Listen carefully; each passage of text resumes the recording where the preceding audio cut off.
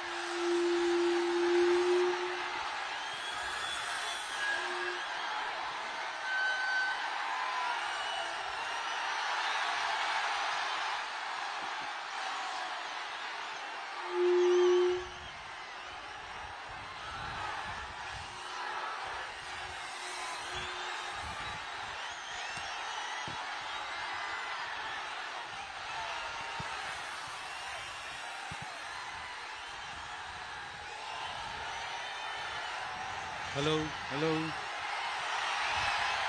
நான் பேசுறது கேக்குதா? நான் பேசுறது நல்லா கேக்குதா? ஏன்னா காலையில நான் பேசும்போது நான் பேசுறதே ஒரு 2 செகண்டுக்கு அப்புறம் தான் எனக்கே கேட்டுச்சு. Hello hello hello hello hello, கேக்குதா? இல்ல இல்ல, காலையில நான் பேசும்போது நான் பேசுறதே எனக்கே ஒரு 2 செகண்ட் கழிச்சு தான் கேட்டுட்டு இருந்தது. அதனால கொஞ்சம் கன்ஃபியூஸ் ஆயிட்டேன்.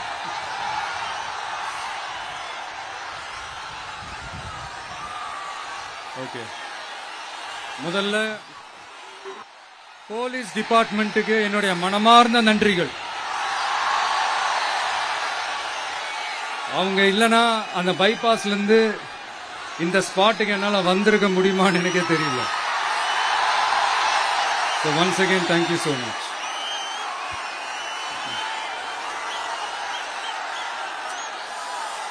கரூர் அமராவதி ஆத்தங்கரையில் இருக்கிற ஒரு ஊரு. அது மட்டும் இல்ல, இங்க ரொம்ப முக்கியமான டெக்ஸ்டைல் மார்க்கெட் ரொம்ப ஃபேமஸ், எல்லாருக்குமே தெரிஞ்ச ஒரு விஷயம் தான். அந்த மாதிரி கரூரை பத்தி பெருமையா சொல்லிக்கிறதுக்கு நிறைய விஷயங்கள் இருக்கு. அதுல எந்த மாற்று கருத்துமே கிடையாது. ஆனா இப்ப ரீசன்ட் டைம்ல பாத்தீங்கன்னா இந்தியாவிலேயே கரூர் அப்படின்னு சொன்னாலே ஒரே ஒரு பேர் தான் ரொம்ப ஃபேமஸா ஜொலிக்குது. அதுக்கு யார் காரணம்?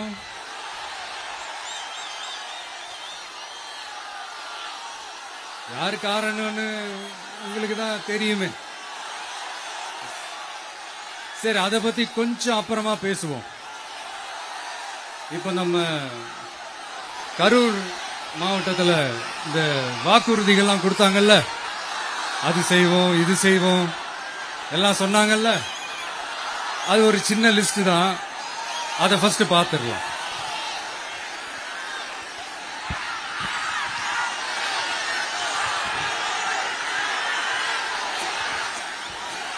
இந்த கரூர் மாவட்டத்தில் இந்த பேரீச்சை வளர்க்க சிறப்பு திட்டம் செயல்படுத்தப்படும். இத்திட்டத்தின்படி பேரீச்சை வளர்க்க நிதி உதவி வழங்கப்படும். வாக்குறுதி நம்பர் 81. பேரீச்சை மரத்தை விடுங்க, அட்லீஸ்ட் இந்த பேரீச்சை விதையாச்சும் கண்ணில் காட்டினாங்களா? துபாய் குறுக்கு சந்து கதை தான்.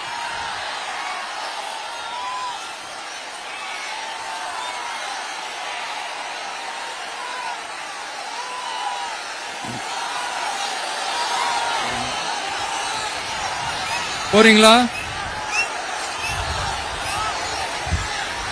அடுத்து இன்னொரு வாக்குறுதி இருக்கு.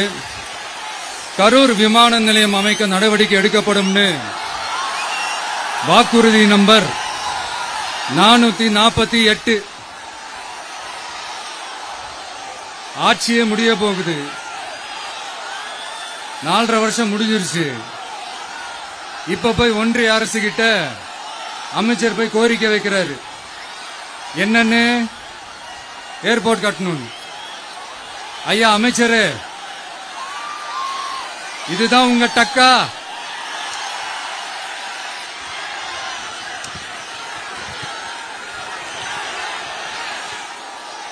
கரூர்ல விமான நிலையம் வந்தா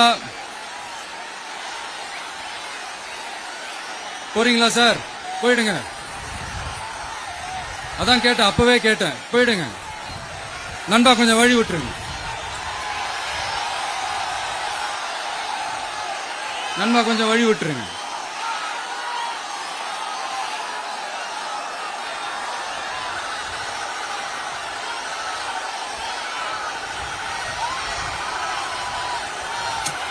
கொஞ்சம் வழி விட்டுருங்க. போயிட்டு போயிடுங்க.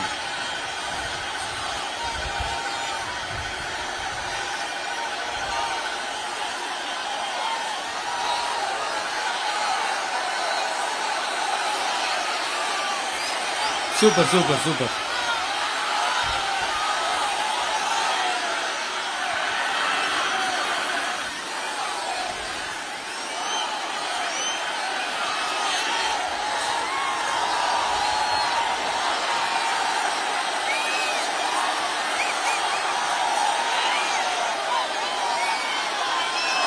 என்னப்பா ஆம்புலன்ஸ்ல நம்ம கொடி இருக்குது?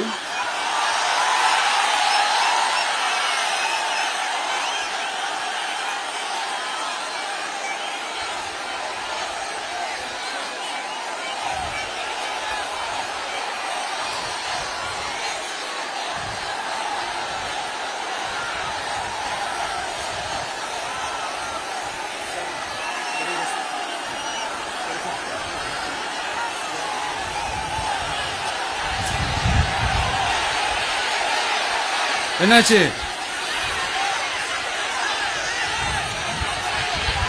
தண்ணி கொடுங்க. தண்ணி பாட்டில் கொடு. தண்ணி பாட்டில் கொடு.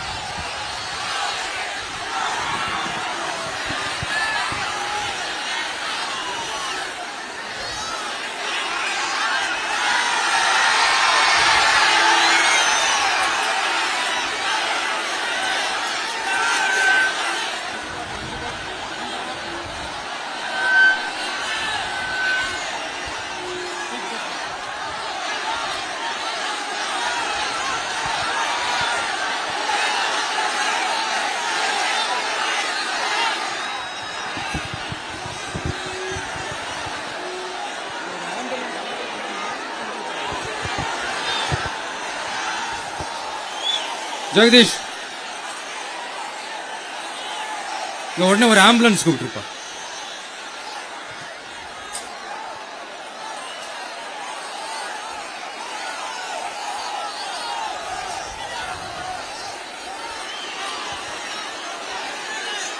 என்ன சொல்றான்?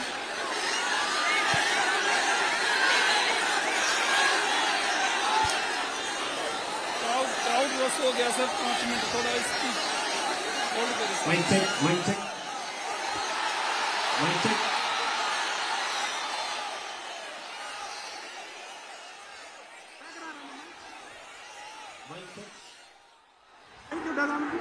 வருதா?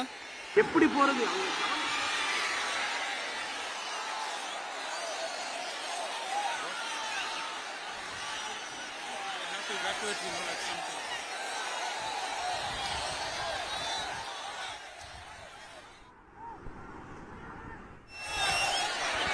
Udaya,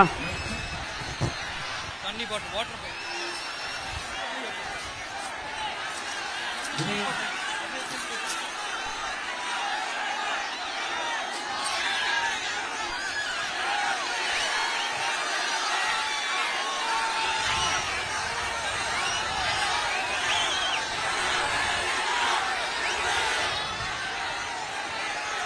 mic check.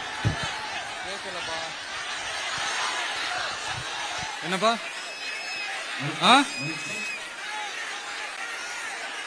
Coming coming coming ambulance வருது வருது வருது.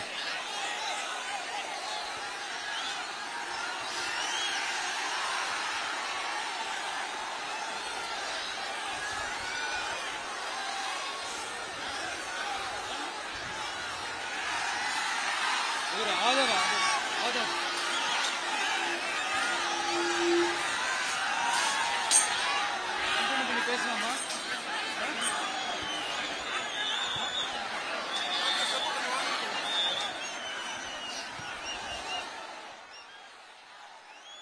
டாக்டர் பிரபு பக்கத்துல வாங்க.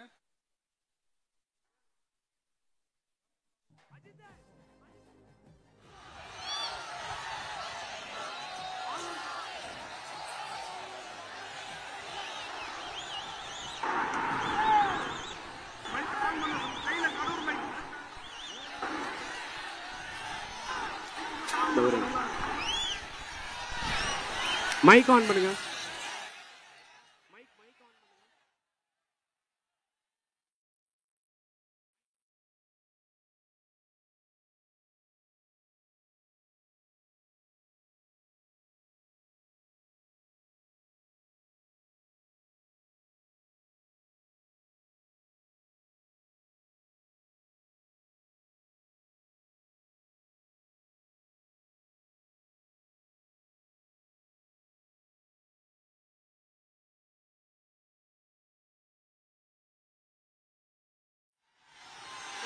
பேசுறேன். சரி ஓகே கண்டினியூ பண்ணவா பேசுறது. நான் அந்த ஏர்போர்ட் கட்டுறதை பத்தி சொன்னேன் இல்லைங்களா? அது இங்க கட்டின அந்த ஜவுளி தொழில்லாம் ரொம்ப நல்லா டெவலப் ஆகுன்றது உண்மையான விஷயம்தான்.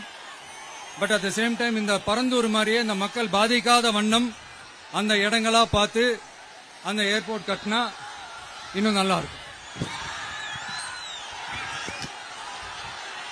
அப்புறம் நம்ம கரூர் பிரச்சனைக்கு வருவோம். இந்த மணல் கொள்ளை தாங்க கரூரோட தீராத தலைவலி. மணல் கொள்ளை கரூரை வறண்ட மாவட்டமாக்கிட்டது மட்டும் இல்லாம சட்டவிரோத கல் குவாரிகள் கரூரின் கனிம வளத்தை அழிச்சுக்கிட்டு இருக்கு. இதுக்கு காரணம் யாரு? சிஎம் சார்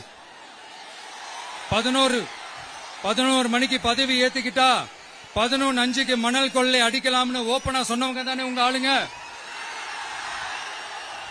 2026 மணல் கொள்ளை அடிக்கிறவங்க கிட்ட இருந்து அதுல வர்ற பணத்தை வச்சு தமிழ்நாட்டு மக்களை விலைக்கு வாங்கிடலாம்னு கனவு காண்றவங்க கிட்ட இருந்து நம்ம காவிரி தாய்க்கும் கரூருக்கும் விடுதலை வேண்டுமா வேண்டாமா? கிடைக்கும், கவலைப்படாதீங்க. தமிழ்நாட்டின் 3வது பெரிய ஏரி இங்க இருக்கிற பஞ்சப்பட்டி ஏரி. அதோட பரப்பு 1000 ஏக்கருக்கு மேல. அந்த ஏரி நல்லா இருந்தா விவசாயம் செழிப்பா இருக்கும். விவசாயம் செழிப்பா இருந்தா மொத்தமா பல லட்சம் குடும்பம் சந்தோஷமா இருக்கும். ஆனா பல வருஷமா அது சீரமைக்காம அதுக்கு தண்ணி வர்ற வழிகளை சரி செய்யாம போட்டு வச்சிருக்கிறாங்க இந்த ஆட்சி செய்யறவங்க. நம்ம ஆட்சி, அதாவது உங்க ஆட்சி வரும் அன்னைக்கு இந்த பஞ்சப்பட்டி ஏரிக்கு உயிர் வரும். உங்க முகத்தில் நிம்மதி சந்தோஷம் எல்லாம் திரும்ப வரும். ஜவுளி தொழில் கரூர் நகரை வளர்த்தெடுக்குது. இருந்தாலும் மக்கள் பாதிக்காத வண்ணம் ஜவுளி தொழிற்சாலைகள் இருந்து வெளியேறிய கழிவுகளை சுத்திகரிக்க அறிவியல் பூர்வமான நடவடிக்கைகள் எந்த அரசும் எடுக்கவே இல்லை என்ற கவலை மக்கள் கிட்ட இருக்கு. இதை தீர்க்கக்கூடிய பிரச்சனைகள் எல்லாம் அலசி ஆராய்ந்து உண்மையாகவே நாம அவற்றை முன்னெடுப்போம். இப்ப நான் ஒரு விஷயத்தை பத்தி முன்னாடியே பேசலாம்னு சொன்னேன்ல, இப்ப அந்த விஷயத்துக்கு வருவோம். இப்போ கரூர்ல வழி விட்டுருங்க அகைன். அப்ப நம்ம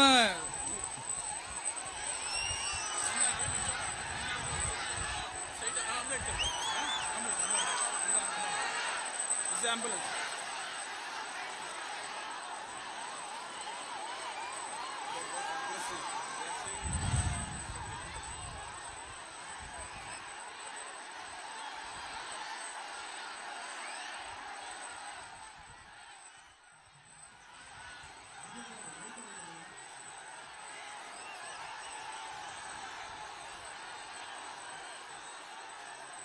கொஞ்சம் வழி விட்டுருங்க நண்பா, ப்ளீஸ் ப்ளீஸ் ப்ளீஸ் கொஞ்சம் வழி விட்டுருங்க.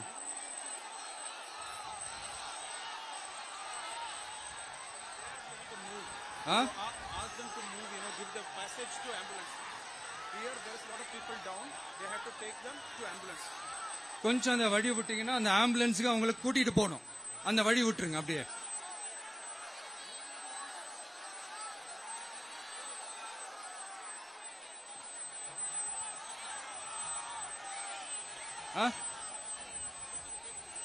ஓகே.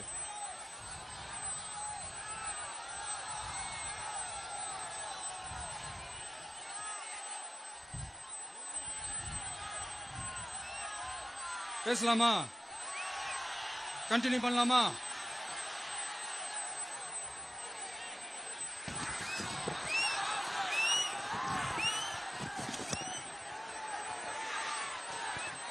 இங்க கரூர்ல இருக்கிற முக்கியமான பிரச்சனைகளை பத்தி நம்ம பார்த்தோம் இல்லையா? இன்னொரு முக்கியமான பிரச்சனைக்கு காரணமா இருக்கிற ஒருத்தரை பத்தி நம்ம பேசாம போனா நல்லாவா இருக்கும்? கரூர் வரைக்கும் வந்துட்டு அவரை பத்தி பேசாம போனா நல்லா இருக்குமா? நல்லா இருக்காதுல? எதுக்கு சுத்தி வளைச்சுக்கிட்டு ஸ்ட்ரைட்டா விஷயத்துக்கே வருவோம்.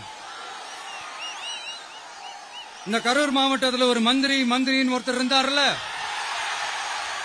இப்ப ஒரு மந்திரி இல்ல, ஆனாலும் மந்திரி மாதிரி. நான் யாருன்னு உங்களுக்கு சொல்லிதான் தெரியணுமா என்ன? ஒரு க்ளூ ஒண்ணு கொடுக்கலாமா?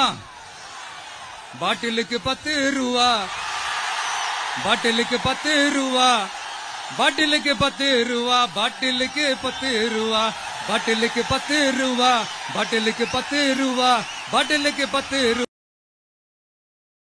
ரூபா. இப்ப ரீசெண்டா கரூர்ல ஒரு விழா ஒண்ணு நடத்தினாங்களே, அது என்னப்பா 30 பேர் விழாவா? 30 விழா, சாரிப்பா கன்ஃபியூஸ் ஆயிட்டேன். அந்த விழாவில் மாண்புமிகு சிஎம் அவர்கள் இந்த மாஜி மந்திரியை பத்தி உச்சி மேல தூக்கி வச்சு மெச்சினதெல்லாம் நம்ம காதால கேட்டோம் இல்லையா? இதே சிஎம் அவர்கள் இதே கரூருக்கு வந்தப்போ, எதிர்கட்சியா இருந்தப்போ, அந்த மாஜி மந்திரியை பத்தி என்னெல்லாம் சொன்னாரு, என்னெல்லாம் கேட்டாரு. ஐயா ஃபேக்ட் செக் நண்பர்களே, இதெல்லாம் நீங்க பெருசா ரிசர்ச் பண்ணணும்னு அவசியமே இல்ல. யூடியூப் ஓபன் பண்ணி பாருங்க, தெரிச்சிருவீங்க, மிரண்டுருவீங்க. இந்த திமுகவுக்கு இந்த மாஜி மந்திரி இப்ப என்னவா இருக்கிறாரு அப்படின்னு மக்கள் பேசிக்கிறாங்க தெரியுமா? இந்த திமுக குடும்பத்துக்கு ஊழல் பண்ற பணத்தை எல்லாம் 24x7 டெலிவரி பண்ற ஒரு ஏடிஎம் மெஷினா இருக்கிறாராம் அப்படின்னு நான் சொல்லுங்க, ஊருக்குள்ள பேசிக்கிறாங்க. சரி, இங்க ஓகே. இன்னொரு முக்கியமான விஷயம், இங்க போலீஸ் பாதுகாப்புலாம் இருக்கா இல்லையா? போலீஸோட கைகள்லாம் கட்டப்பட்டிருக்குன்னு நினைக்கிறேன். போலீசார் மக்கள் தான் சார் எஜமானர்கள். மக்களுக்காக மட்டும்தான் பயப்படணும், வேற யாருக்காகவும் பயப்படணும்னு அவசியமே கிடையாது. இன்னும் 6 மாசம் தான். ஆட்சி மாறும், காட்சி மாறும், அதிகாரம் கை மாறும். உண்மையான மக்களாட்சி, மனசாட்சி உள்ள மக்களாட்சி அமையும். அப்ப தெரியும் எல்லாருக்கும் சுதந்திரமும் பாதுகாப்பும் 100% வரும். தேங்க்யூ நண்பா. கான்பிடண்டா இருங்க, நல்லதே நடக்கும், வெற்றி நிச்சயம்.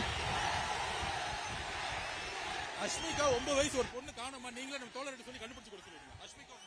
அஷ்மிகா 9 வயசுல ஒரு பொண்ணு காணுமா? தம்பிகளா கொஞ்சம் தேடி கண்டுபிடிச்சு கொடுத்துருங்க.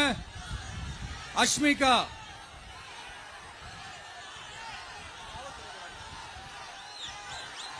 Police sir, please sir, please help sir, please. Thank you நண்பா, thank you. See you all. Thank you. கான்பிடண்டா இருங்க, நல்லதே நடக்கும், வெற்றி நிச்சயம். மீண்டும் சந்திக்கும் வரை நன்றி, வணக்கம்.